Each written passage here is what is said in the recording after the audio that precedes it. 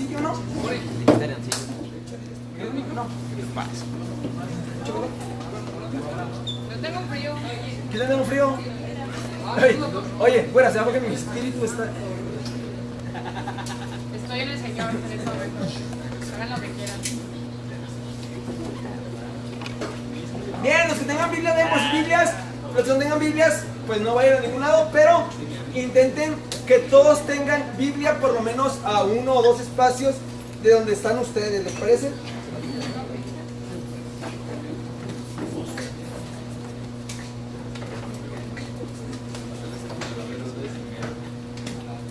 No, si quieren hagan una fila, o sea, hay mucho lugar acá adelante, digo, sé que no quieren poner atención, pero... Así vamos a poner así. Aquí podemos hacer una... Sí, ahí está.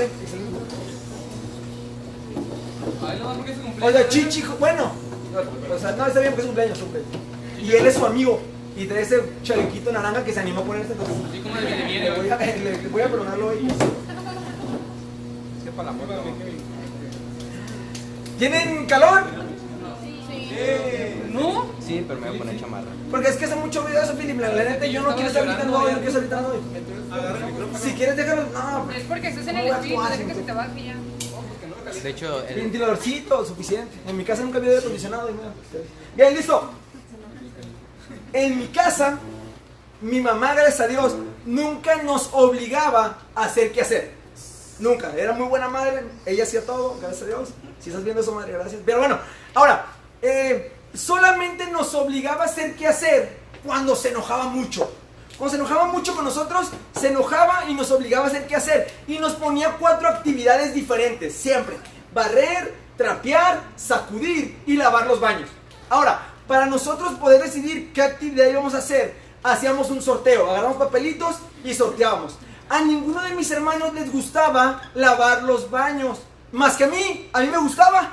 Porque se me hacía desestresante. O sea, tallar, echar agüita, el cloro en el excusado, me gustaba, no sé por qué. Entonces, yo siempre elegía lavar baños y me evitaba eso del sorteo. Una vez, mis 2 hermanos más grandes les tocó a uno barrer y al otro trapear. Pero para eso estaban peleados. Entonces mi mamá se fue y nos dejó haciendo el quehacer. El hermano que tenía que barrer no quería barrer porque estaba peleado. Entonces el que tenía que trapear no podía trapear porque no estaba barrido y no podía trapear porque estaba sucio. Entonces ninguno de los dos hizo sus actividades. Mientras yo acá justo tallando el baño, los azulejos, todo eso, ¿no? Feliz, oyendo, no sé, el Commander o la Arrolladora del León, lo que uno hace cuando hace que hacer, ¿no? Entonces, de repente, antes de lo previsto, llega mi mamá a la casa. Y se imaginarán, ¿no? O sea, ya estaba enojada con nosotros y ahora estaba más enojada. Y se pone a preguntar, o sea, ¿por qué no han barrido y por qué no han trapeado? Como yo, si estaba haciendo mi quehacer, pues aproveché para meter cizaña, ¿no? Pues yo escuché que dijeron que les daba igual lo que tú pensaras, pero bueno, ¿no? Y seguí tallando. Y obviamente mi mamá castigó muy duramente, descubrió que el cable de la plancha sirve para más cosas, no nomás para conectar la plancha. También sirve como método de tortura. Mis hermanos les fue súper mal y yo quedé como el niño bueno. Como el ejemplo, porque no son como el More, que es muy bueno y así, ¿no? Ahora, se preguntará alguno, More, ¿qué tiene que ver esto con las parábolas de Jesús? Y la verdad es que tiene 2 cosas que ver con las parábolas de Jesús. La primera, para que todos los que puedan ver este video, tanto en Facebook y YouTube, sepan que yo soy el mejor hijo de mi mamá toda la vida, gracias. Y el segundo, la parábola que vamos a estudiar esta noche, justamente tiene que ver con eso. Con no estar preparados para cuando nuestro Señor venga, para que cuando Él venga no nos encuentre sin estar haciendo lo que tenemos que hacer. Y hoy vamos a tener una parábola, o más bien 2 parábolas por una. Va a ser hoy un viernes 2 por 1, así que la predicación va a durar 1 hora y media por ser 2 parábolas. No se crean. En los siguientes 33 minutos que me quedan, vamos a hablar de cómo poder estar preparados para cuando el Señor venga y nos encuentre haciendo lo que Él quiera. De eso y de muchas cosas más hablaremos esta noche, pero antes vamos a orar para que sea el Espíritu Santo el que guíe nuestros corazones. Bendito Padre Celestial, Dios, gracias por esta noche, Padre, gracias porque podemos jugar, divertirnos, platicar, cantar, Padre, gracias porque tú nos has dado todos esos privilegios, pero sobre todo porque podemos abrir tu palabra en un lugar libre. sin presión de absolutamente nada, Padre. Gracias porque tu Espíritu Santo es el que nos convence de que tenemos una necesidad tan grande de Cristo. Permítenos hoy aprender cómo poder ser buenos siervos vigilantes, Padre, y siempre estar de acuerdo a tu voluntad. Te lo pido, gracias en el nombre de Cristo Jesús. Amén. Bien, CEO, bienvenido, hermano. Creo que terminaste hasta la carrera. Me da gusto verte siempre, CEO, por esos rumbos. Bien, vayan a sus Biblias. El texto que vamos a estar leyendo el día de hoy se encuentra en Lucas 12, del versículo 35 al versículo 48. Quien no tenga Biblia puede apoyarse en el de al lado. No sé qué. 12 del 35 al 48. Quien no tenga nadie al lado Biblia, pues escuche. 12 del 35 al 48. Y esto dice, bueno, que estén. ¿Listo? Ya, claro, ya, o quieres seguir platicando un poquito más? Ya, listo. No, pensé que querías platicar un poquito más para no interrumpirte. Bien, listo. Dice el texto: estén ceñidos vuestros lomos y vuestras lámparas encendidas. Y vosotros sed semejantes a hombres que aguardan a que su señor regrese de las bodas, para que cuando llegue y llame, le abran enseguida. Bienaventurados aquellos siervos a los cuales su señor, cuando venga, halle velando. De cierto os digo que se ceñirá y hará que se sienten a la mesa, y vendrá a servirles.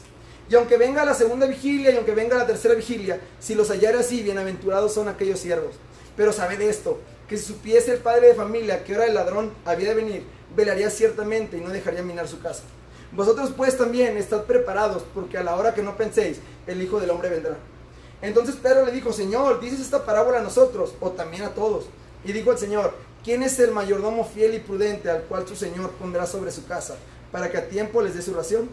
Bienaventurado aquel siervo al cual, cuando su Señor venga, le halle haciendo así. En verdad os digo que le pondrá sobre todos sus bienes. Mas si aquel siervo dijera en su corazón: mi Señor tarda en venir, y comenzare a golpear a los criados y a las criadas, y a comer y beber y embriagarse, vendrá el Señor de aquel siervo en día que éste no espera, y a la hora que no sabe, y le castigará duramente y le pondrá con los infieles. Aquel siervo que, conociendo la voluntad de su Señor, no se preparó ni hizo conforme a su voluntad, recibirá muchos azotes. Mas el que sin conocerla hizo cosas dignas de azotes, será azotado poco. Porque a todo aquel a quien se haya dado mucho, mucho se le demandará. Y al que mucho se le haya confiado, más se le pedirá. Bien, ¿quién se acuerda de los que vinieron la semana pasada? ¿De qué nos compartió Nico, el pastor Nico, la semana pasada? ¿Quién se acuerda? Los que no vinieron, pues no se pueden acordar, obviamente. Nadie. Bien, lo que nos compartió Nico la semana pasada tiene que ver mucho con el contexto, con lo que Jesús nos está hablando ahora, porque básicamente es en el mismo contexto. Hablamos la semana pasada del rico insensato. Uno de la multitud le dice a Jesús: ayúdame a repartir mi herencia. Y Jesús empieza a hablar del tesoro, del afán de hacer tesoros en el cielo, de los ricos. Y de repente mete este discurso en el 35. Y lo primero que dice, antes de meternos a las dos parábolas, dice: estén ceñidos vuestros lomos y vuestras lámparas encendidas. Ahora, si yo te digo: Badu, cíñete los lomos, ¿qué pensarías? Pues no sé a qué se refiere, ¿no? ¿Qué es ceñirse los lomos? Ahora, es una frase no muy común en nuestros días, pero era una frase muy común en los tiempos de Jesús. ¿Qué significaba ceñirse los lomos? Aaroncillo. Es como enfocarse, ¿no? Pues no, pero puede que significara a lo mejor como enfocarse.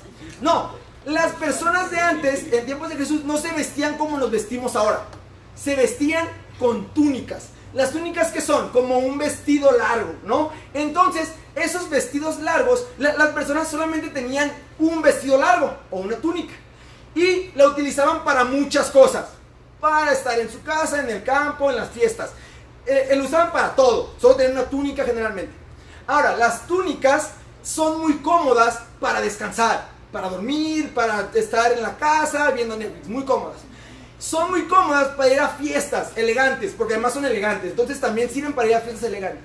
Pero son muy imprácticas para trabajar, porque es un vestido largo. Entonces son imprácticas para trabajar o para la guerra. ¿Qué significaba ceñirse los lomos? Bueno, lo que hacían las personas, van a tener que imaginarse. Yo quería tener una túnica, pero Chich tenía mucho en qué pensar, Spider-Man y Superman, entonces no me la puedo traer. Pero bueno, ¿qué hacían cuando ceñían los lomos? Imagínense que tengo un vestido largo Entonces lo que hacían era, se levantaban la túnica, la jalaban para adelante, luego para atrás y se la amarraban como un short. Entonces ya estaban totalmente listos y disponibles para trabajar o para ir a la guerra, ¿no? Ahora, luego dice, y vuestras lámparas encendidas. Eso lo podemos entender más. ¿Cuándo apagan las lámparas o los focos en su casa? Cuando vas a dormir. Cuando no los utilizamos. Cuando nos utilizamos, bueno, sí, bueno, aunque en mi casa la dejan prendida para que piensen que estemos, ¿no? O sea, dejan prendida para que el ratero piense que está. No, pero generalmente las apagas cuando vas a dormir, ya no las necesitas. Cuando vas a descansar, entonces apagas la lámpara. Entonces Jesús dice que nuestras lámparas estén encendidas. ¿Qué quiere decir? ¿Qué quiere decir antes de ver las parábolas? Que este tiempo no es tiempo para dormir, ni para descansar, ni para fiestas elegantes. Este tiempo es tiempo para trabajar. Estamos justamente en el tiempo en que debemos tener nuestras lámparas encendidas, nuestros lomos ceñidos, porque es tiempo para trabajar. Es tiempo que dejemos de ser pasivos. Es tiempo que dejemos de solamente calentar una silla. Es tiempo que solamente vengamos a recibir. Es tiempo de trabajar. Es tiempo de que nos ciñamos los lomos y que tengamos nuestras lámparas encendidas. Ahora, con ese contexto, ahora sí, vienen nuestras dos parábolas. Nuestras dos parábolas nos van a enseñar tres características de un siervo vigilante y de un siervo infiel. Y me gustaría que ustedes puedan autoanalizarse a qué siervos se parecen más, si al vigilante o al infiel. ¿Va? Tres características y sus respectivas recompensas o su castigo en caso del siervo infiel. Bien, las tres características del siervo vigilante. Versículo número 36. Aarón, versículo 36, ¿qué dice? Y vosotros sed semejantes a hombres que aguardan a que su Señor regrese de las bodas, para que cuando ya... Y cuando llegue y llame, le abran enseguida. Bien, la primera característica del siervo vigilante es que aguarda a su Señor. Como muchos saben, a lo mejor, otros no, yo me quedé, o mamá se quedó viuda cuando yo tenía 3 años. Entonces mamá tuvo que trabajar todo el tiempo, toda su vida ha trabajado. Entonces cuando yo iba a la primaria, yo salía a las 12:30 o 12:45, no sé qué hora salga. Entonces yo salía a esa hora. Y mamá muchas veces tardaba mucho en pasar por nosotros, mucho. A veces a la 1:30, a veces a las 2. Y muchas veces nos daba hambre, nos daba sueño, nos daba calor. Incluso los de la tarde llegaban, los cholos de la tarde. Porque cualquier niño que estudia en la primaria, en la tarde es cholo, en la primaria, ojo, en la secundaria de prepa no, en la primaria. Entonces pasaban los cholos de la tarde y nos gritaban. Y pese a todas estas experiencias, mis hermanos y yo siempre estábamos seguros que mi mamá iba a pasar por nosotros. ¿Por qué? Por el simple hecho de ser sus hijos. Y que era imposible que a mi mamá se le olvidara que estábamos ahí. Era imposible. O sea, por más que tardara, sabíamos que iba a llegar. Ahora, la primera característica del siervo vigilante es que todo el tiempo aguarda a su Señor, porque sabe que va a regresar. El siervo vigilante sabe que su Señor va a regresar, y no importa lo que esté viviendo, no importa las dificultades del momento, lo que pueda estar pasando, el siervo vigilante sabe que su Señor va a regresar, y eso le da lo más valioso que una persona puede tener, y es esperanza.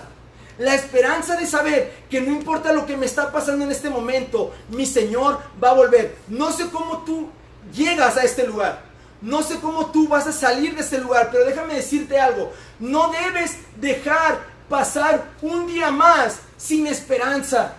Es terrible vivir sin esperanza. Es terrible pensar que todo lo que te pasa, si tus papás se pelean, se divorcian, problemas económicos, autoestima, salud, cualquiera de esos problemas, es terrible pensar que no hay nada más y que es pura mala suerte y que pobre de ti. Es terrible vivir sin esperanza, amigos. Entonces yo les animo a que a partir de hoy seamos semejantes al siervo vigilante. ¿En qué sentido? En que tengamos la esperanza de que nuestro Señor va a volver. Y como dice Apocalipsis 21:4, algún día estaremos en este lugar, dice, enjugará Dios toda lágrima de los ojos de ellos, y ya no habrá muerte, ni habrá más llanto, ni clamor, ni dolor, porque las primeras cosas pasaron. Amigos, si estás viviendo hoy sin esperanza, yo te animo a que creas en el Señor Jesucristo como tu Señor y Salvador, para que puedas tener la esperanza de que no importa lo que estés pasando, tu Señor un día va a volver y estarás en ese lugar donde no hay muerte, llanto ni más dolor. Entonces, esa es la primera característica del siervo vigilante. La segunda característica es: el siervo vigilante vela hasta la llegada de su Señor. ¿Quién quiere leer el versículo 37 de Lucas 12? Ahí pueden seguir. Carmina, please. Bienaventurados aquellos siervos a los cuales su Señor, cuando venga, halle velado. De cierto os digo que se ceñirá y hará que se sienten a la mesa y vendrá a servirles. Bien, yo nunca he tenido la fortuna de vivir en un coto con vigilante. Donde vivo ponemos vidrio en los muros para que los ladrones se pasen. Más efectivo, más barato. Pero bueno, yo nunca he vivido en un coto así. Pero he ido a lugares donde tienen vigilantes, ¿no? Y los vigilantes, su trabajo es muy simple. Es vigilar, ¿no? O sea, están en la puerta, controlan el paso, quién entra, quién sale. Y en la noche tienen que estar pendientes de que ninguna persona rara pase. ¿Por qué? Porque se encargan de cuidar el bienestar de las personas magnates que viven dentro del coto, ¿va? Ahora, Jesús lo pone de una manera más simple y pone un ejemplo un poco más práctico. Dice: pero sabed esto, en el 39, que si supiese el padre de familia a qué hora el ladrón había de venir, velaría ciertamente y no dejaría minar su casa. O sea, que si a tu papá le dijeran que van a robar tu casa hoy en la noche, tu papá estaría muy pendiente hoy en la noche y le hablaría a la policía y haría todo lo posible para que no entraran a su casa. Entonces, la segunda característica del siervo vigilante es que todo el tiempo está velando. ¿Para qué? Para que el ladrón no entre. ¿Quién es el ladrón? Vean lo que dice Juan 10:10. Algún esgrimista que quiera ir y que lo lea. El ladrón no viene sino para hurtar y matar y destruir. Yo he venido para que tengan vida y para que la tengan en abundancia. El ladrón es Satanás y sus secuaces. ¿Quién? El mundo y la carne. Nosotros como siervos vigilantes debemos estar siempre velando para que Satanás, el pecado y la carne no entren en mi corazón y no se adueñen de eso. Ahora, generalmente todos nosotros cuidamos los pecados grandes y escandalosos, pero déjame decirte algo: los pequeños detalles son los que nos llevan a esos grandes pecados. Todo empieza con: voy a tener un novio a los 16 años. More, ¿qué tiene de malo?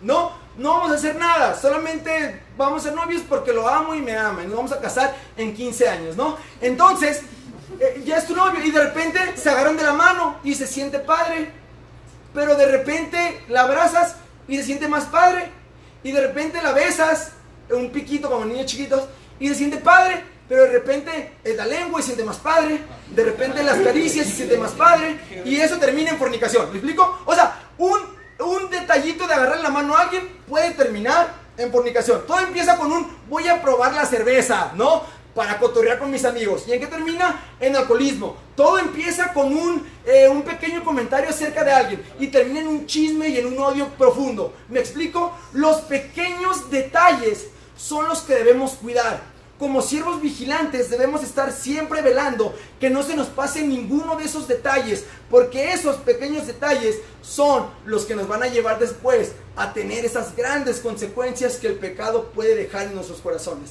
Entonces, estemos siempre alertas y vigilando, sobre todo esos pequeños detalles donde el pecado entra a nuestros corazones.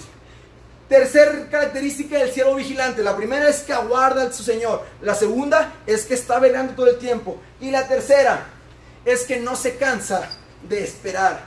En versículo 38, quien lo quiera leer. O tú, Brendiutz. Y aunque venga la segunda vigilia, y aunque venga la tercera vigilia, si los hallare así, bienaventurados son aquellos siervos. Que, bueno, no, todavía no es aquí. Como todos sabrán o podrán darse cuenta a simple vista, Brendiutz es una excelente novia, ¿no? Casi perfecta. ¿Por qué? Porque es bonita, linda, tierna, detallista, sirve al Señor, ama a Dios y se quiere casar conmigo, que es lo más importante, ¿no? O sea, eso lo hace una buena novia, si no, no sería una buena novia. Ahora, pese a que Brendiutz puede parecer perfecta, Brendiutz tiene defectos. Y no muchos, pero bien. Uno de sus más grandes defectos, y todos los que tengan novia o hayan tenido novia o tengan hermanas, mamás o lo que sea, saben que uno de los peores defectos de Brandon es que es impuntual por naturaleza, porque no puede no serlo. ¿Me explico? Está en su gen femenino. Entonces Brandon es impuntual y muchas veces Brandon me hace esperar horas o media hora o una hora, y es terrible. Y ¿sabes qué es lo más terrible? Que cuando llega tarde no le puedes decir nada porque se enoja, o sea, terrible, pero bueno, entonces es el punto. Pero, pese a que Brandon, o Rosy, o Pillado, o Suri, o cualquier novia, nos hacen esperar mucho tiempo, aún así las esperamos. ¿Por qué? Una, porque nos va a asesinar si las vamos, ¿no? Pero dos, porque vale la pena el pasar tiempo con ella y con ellas. Por más que esperé una hora o hora y media, yo no me canso de esperar, porque el tiempo en el que voy a estar con ella va a valer demasiado la pena. Ahora, ¿qué es una vigilia? Yendo al ejemplo, a lo que dice Jesús, ¿qué era una vigilia? Una vigilancia constante. Una vigilancia constante. Aroncillo quiere atinar alguna. Casi, Aroncillo. No, las vigilias eran como las guardias, digamos, ¿no? O sea, en los tiempos del Antiguo Testamento había 3 vigilias: de 6 de la tarde a 10 de la noche, de 10 de la noche a 2 de la mañana y de 2 a 6. En el tiempo del Nuevo Testamento había 4 vigilias: de 6 a 9, de 9 a 12, de 12 a 3 y de 3 a 6. Lo que Jesús dice es: el siervo vigilante no se cansa por más que sean las 3 o 4 de la mañana. El siervo vigilante sigue y no se cansa. ¿Por qué? Porque la ilusión más grande del siervo vigilante es que su Señor llegue y lo vea haciendo lo que tiene que hacer. Entonces, amigos, no hay que cansarnos. ¿De qué no hay que cansarnos? Gálatas 6 nos da una idea. Un esgrimista que lo busque. Gálatas 6, 9.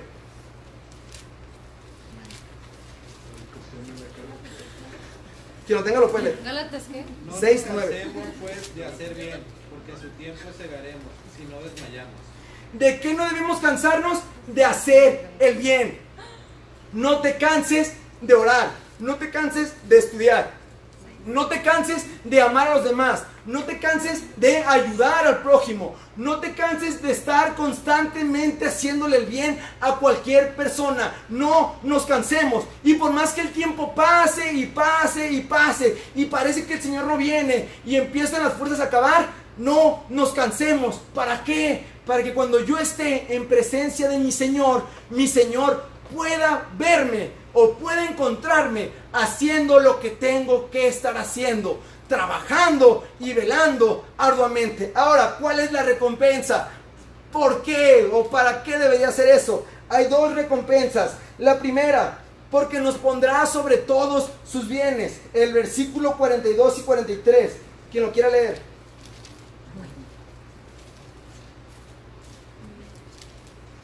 Dijo el Señor: ¿quién es el mayordomo fiel y prudente, al cual su Señor pondrá sobre su casa para que a tiempo le dé su ración?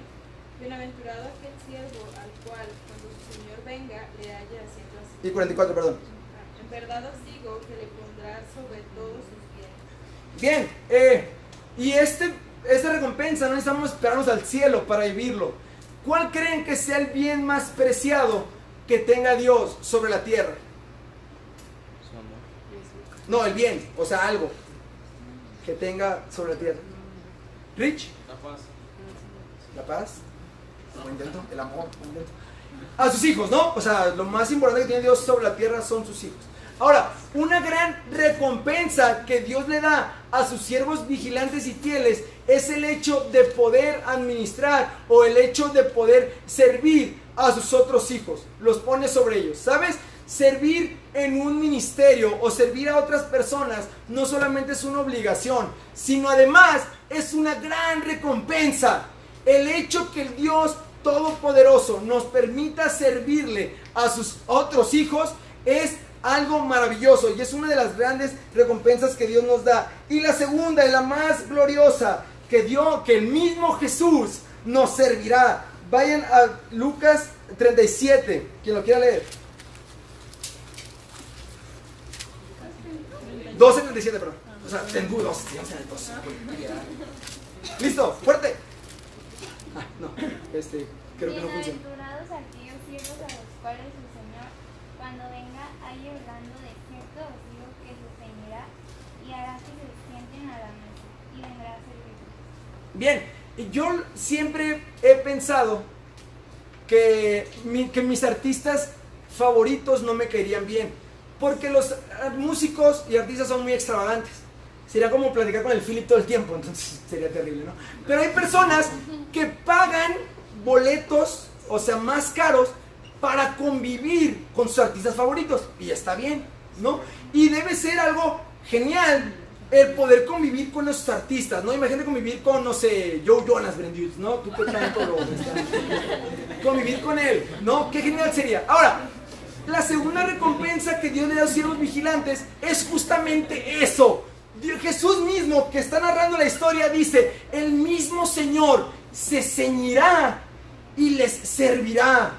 Y entonces, en ese momento, cuando estemos en su gloria, sentados en esa gran fiesta y banquete con nuestro Señor, entonces sí será momento de soltar las túnicas y ahora sí descansar, y ahora sí disfrutar la fiesta elegante en presencia de nuestro Señor Jesucristo, con toda su gloria y con toda su majestad. Dice Apocalipsis 19:7, dice: gocémonos y alegrémonos y démosle gloria, porque han llegado las bodas del Cordero y su esposa se ha preparado, y a ella se le concedió que se vista de lino fino, limpio y resplandeciente, porque el lino fino es las acciones justas de los santos. Entonces sí, ahí en presencia de nuestro Señor será tiempo de disfrutar y de descansar, siempre y cuando hayamos sido siervos fieles y vigilantes. Ahora, hasta este primer punto, hasta este primer medio, pues bueno, esa es los siervos vigilantes. Me gustaría que analizaras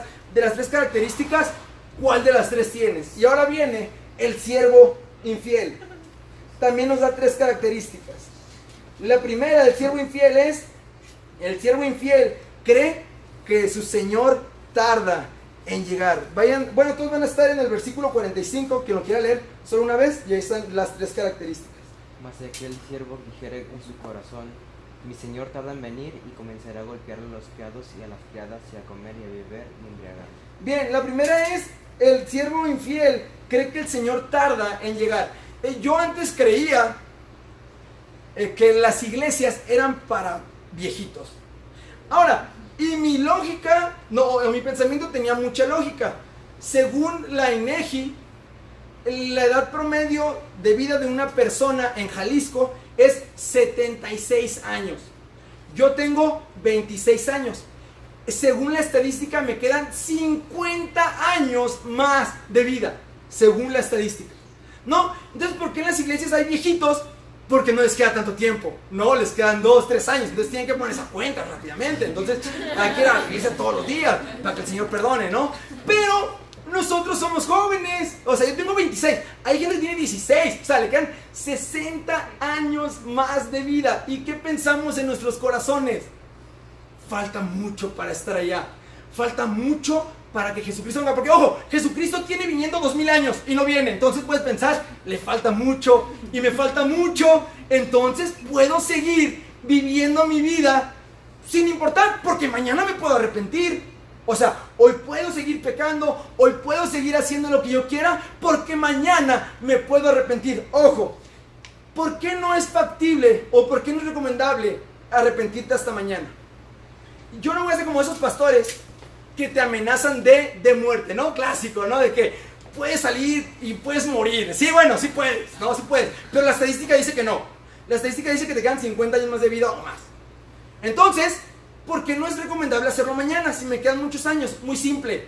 Porque cada día es más difícil. Porque si hoy el pecado te gusta, mañana te va a gustar más. Porque si hoy se te hace difícil arrepentirte al Señor, mañana se te va a hacer más difícil. Porque si hoy no te entra la Biblia y no te gusta orar, mañana va a ser menos. Entonces cada día es más difícil arrepentirte, es más difícil orar, es más difícil dejar de hacer lo malo que estás acostumbrado a hacer. El profeta Isaías, o Jeremías, no me acuerdo la cita, dice: el guepardo podrá dejar de tener la piel manchada. No se puede. No se puede. Entonces no podemos esperar hasta mañana. porque además sí puedes morir, ¿no? Pero lo principalmente es porque mañana es más difícil. Entonces, amigo, no dejes pasar el día de hoy sin ponerte a cuentas con Dios, sin arrepentirte y sin empezar a buscarlo. Esa es la primera característica del siervo infiel. Cree que el Señor tarda. Segunda, maltrata a los demás con siervos. Mismo versículo 45. Ahora, hay muchas maneras en las que podemos maltratar a los demás. Muchas. La más común o más visible, y lo que Jesús relata aquí, es golpeándolo, ¿no? O sea, pues golpeas a tu amigo, como Luigi, que te pega aquí en el cuello. Te dan ganas de insultarlo, pero no lo haces porque lo amas. Pero bueno, el golpe físico es el más común. Ahora, pero generalmente el golpe físico no es el que más estragos tiene en la persona. Muchas veces los insultos o las cosas habladas dañan más a las personas, ¿no? Pero hay un tipo de maltrato que muchas veces los cristianos hacemos a los demás, y es muy terrible, y es la indiferencia. ¿Saben? Es terrible, y me gustaría que pensaran ustedes un poquito. ¿Cuántos amigos tienen, cuántos primos tienen que su vida de verdad es terrible? Que sus papás se pelean a cada rato, o que no tienen dinero, o que hasta se han intentado suicidar, que viven sin esperanza. ¿Cuántas personas no conocemos así? ¿Y qué hacemos nosotros los cristianos, que conocemos la verdad, que podríamos ayudarles? Somos indiferentes. ¿Por qué? Porque no me afecta.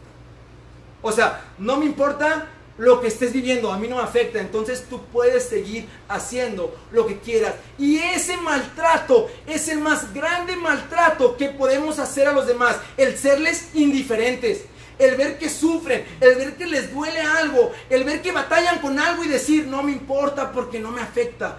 La indiferencia es el maltrato más grande que los siervos infieles hacen. Dejemos, amigos, de ser indiferentes a las circunstancias de los demás y empecemos a preocuparnos también por los demás, y no nos cansemos de hacerlo. No maltratemos a los demás siendo indiferentes. Y por último, y la tercera característica del siervo infiel es que come y bebe y se emborracha. Aquí alguno dirá, uff, me sabe, porque no soy borracho, ¿no? O sea, tengo las otras dos, maltrato a los demás y creo que da atrás a Jesús, pero no soy borracho. Ahora, no necesariamente se trata de emborracharte. Si se fijan, Jesús dice, come y bebe. ¿Comer y beber es algo malo? Bueno, para los gorditos como yo a lo mejor un poco, pero no es malo, es algo bueno. Comer y beber es algo bueno y normal. ¿Qué está diciendo aquí Jesús?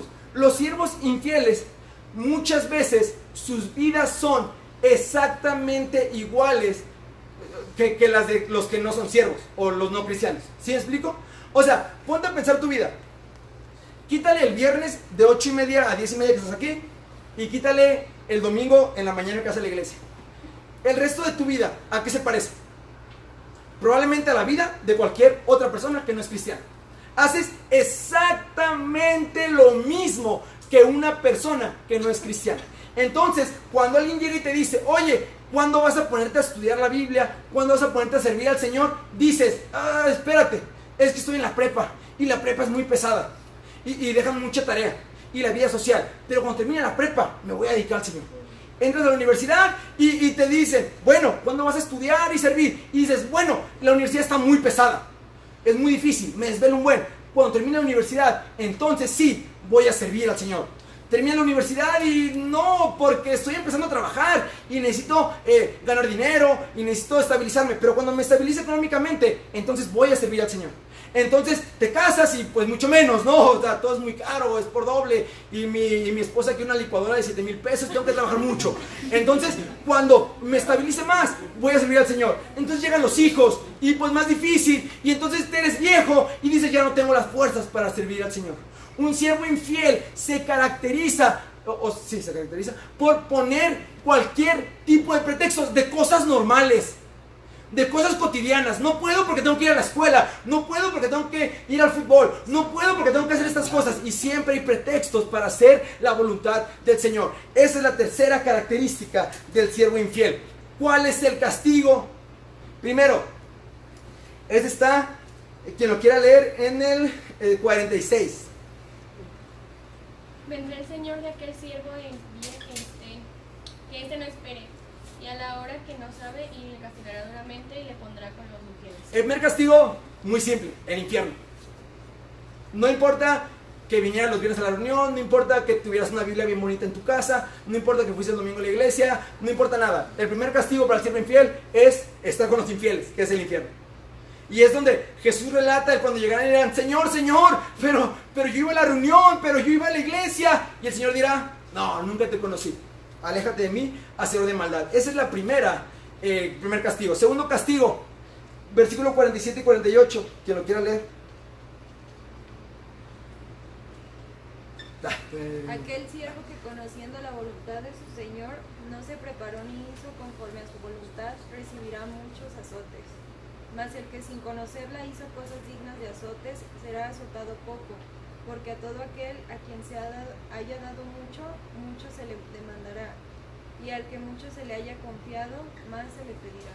Bien, probablemente hoy pueda ser el mejor día de tu vida o el peor. ¿Por qué? El mejor porque acabas de escuchar el mensaje de Dios para tu vida y la voluntad de Él, ¿no? Sabes lo que tienes que hacer. Entonces, si tú decides hacerlo, entonces vas a ser un siervo vigilante y fiel y tendrás recompensa. Pero puede ser el peor día de tu vida. ¿Por qué? Porque a lo mejor tú estás ahí ignorando totalmente, ¿no? Este barbón que se cree, ¿no? O sea, que me va a venir a mandar a mi vida, ¿no? Y me puedes estar ignorando y puedes estar pensando en que yo me calle para seguir con tu vida normal, como si no hubiera pasado nada, ¿no? Sales, botana, vas a tu casa y sigues viviendo tu vida como si no hubiera pasado nada. Pero déjame darte la mala noticia: ya no puede ser así, porque ya escuchaste, porque ya sabes la voluntad del Señor.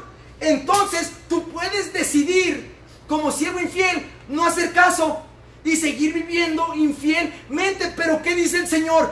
Tu castigo será más grande, porque ya lo sabes. Mejor te hubiera sido nunca cruzar esa puerta y te recibirías menos castigo, pero ahora ya lo sabes. Entonces tu castigo va a ser más grande si decides seguir siendo infiel. Y ojo, no es una amenaza, no es una amenaza, son palabras terribles, pero no es una amenaza. Al contrario, es para que consideremos con más razón buscar ser siervos fieles y vigilantes y hacer la voluntad del Señor. Y alguien dirá, y ya para terminar, alguien dirá: More, o sea, entiendo la comparativa, pero ¿por qué tenemos que ser esclavos? No, o sea, porque la palabra siervo literal significa esclavo del Señor. ¿Y a quién le gusta ser esclavo de alguien? A nadie. A lo mejor dirá alguien: tú porque eres moreno, un poco negro, te has acostumbrado a la esclavitud, pero yo no, porque soy güero. Y tal vez sea cierto, pero déjame decirte algo. Muchas veces pareciera que los cristianos estamos esclavizados, y lo puedes pensar, porque dices: More, tú tienes que venir los viernes a la reunión siempre, o los domingos, o tienes que leer tu Biblia y tienes que orar. Y yo no, yo puedo hacer lo que yo quiera. Si yo quiero leer, leo. Si no quiero leer, no leo. Y puedo hacer lo que yo quiera. Pero déjame decirte algo: aunque no estés sometido a la esclavitud del Señor, estás sometido a la esclavitud que es la del pecado. Entonces, de todas maneras, eres esclavo. ¿Y en qué radica la diferencia? En el amo. Esclavos somos. ¿En qué radica? En el amo. El pecado, vean lo que dice Romanos 6:20. Dice: porque cuando eras esclavo del pecado, eran libres acerca de la justicia. Pero ¿qué fruto tenían de aquellas cosas de las cuales ahora se avergüenzan? Porque el fin de ellas es muerte. Mas ahora que han sido libertados del pecado y hechos siervos de Dios, tienen por vuestro fruto la santificación y como fin la vida eterna. La diferencia es el amo. Si tú sin Cristo eres esclavo del pecado, y la esclavitud en el pecado te hace pensar que eres libre, porque te deja hacer lo que tú quieras y lo que tu carne quiere, pero esa vida nunca te va a llenar y su fin es muerte.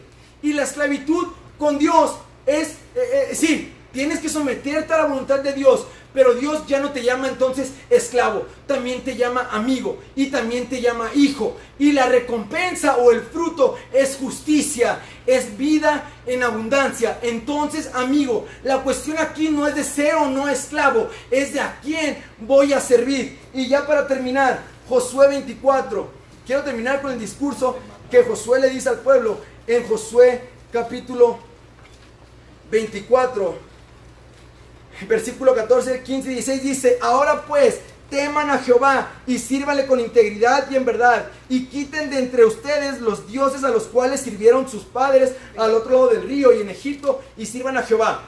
Y si mal les parece servir a Jehová, escojan hoy a quienes servirán, si a los dioses a quienes sirvieron sus padres cuando estuvieron al otro lado del río, o a los dioses de los amorreos en cuya tierra habitan, pero yo y mi casa serviremos a Jehová. Y ojalá la respuesta de ustedes sea como la del pueblo que dice, nunca tal acontezca que dejemos a Jehová para servir a otros dioses. La pregunta es, ¿quieres ser un siervo? ¿Tienes que servir a alguien? ¿A Dios o al pecado? Y la segunda, ¿qué clase de siervo vamos a ser? ¿Vigilantes o infieles? Vamos a orar para terminar. Bendito Padre Celestial, Dios, gracias por esta noche. Gracias porque tú nos has libertado de esa esclavitud, del pecado, y ahora nos haces esclavos tuyos, Padre, dándonos recompensas mucho más grandes de la que podemos pedir o merecer en algún momento, Padre. Quiero pedirte por aquellos jóvenes hoy que ya te conocen, que ya creen que tú eres su Señor y su Salvador, pero que están pasando algún momento difícil en el pecado. Permíteles ser siervos vigilantes, permíteles entender que cada segundo tenemos que velar. Quiero pedirte por aquellos jóvenes que no te conocen, que a lo mejor creen que tienen relación contigo pero no la tienen, o que dudan, o que de plano nunca han escuchado nada, Padre. Que tú puedas entrar a sus corazones y les permitas entender de la gran necesidad que tienen de Cristo en sus vidas, Padre. Gracias por tu palabra, Dios, y gracias porque actúa poderosa en nuestros corazones. Todo te lo pido y agradezco en nombre de Cristo Jesús. Amén. Bien.